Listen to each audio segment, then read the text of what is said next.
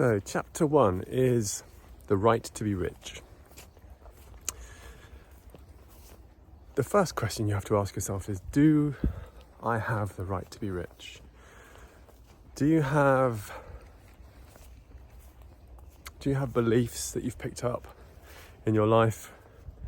Beliefs which say that it's somehow noble to be poor? Do you come from a religious background or have religious training which suggests that there is something wrong with having wealth, that wealth is greed, that money is the root of all evil? I mean, a lot of these kinds of ideas will be shattered when you read this book, The Science of Getting Rich. The book itself understands, or the author understands, very deeply metaphysics, but he's wrapped up his knowledge and understanding into a very practical book, so the reader can follow what he says and get the results that he promises. And we'll discuss that as we go through the book.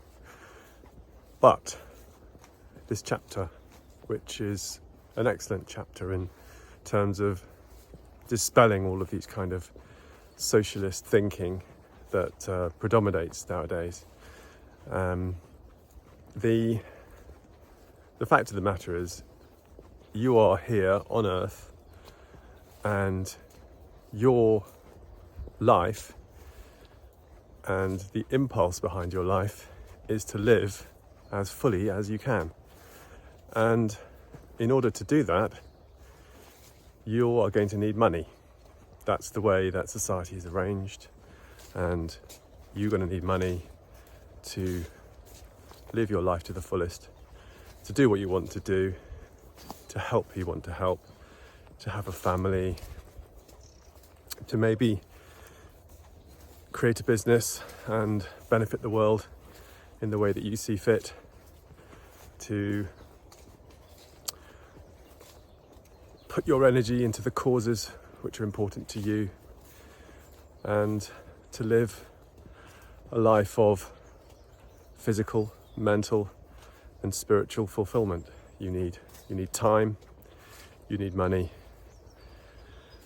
and you need money to buy things to get around: cars, houses, shelter, food, clothing, musical instruments, you name it. So you have the right to be rich. Everyone does. There is abundance if you will only see it. It's there everywhere around you.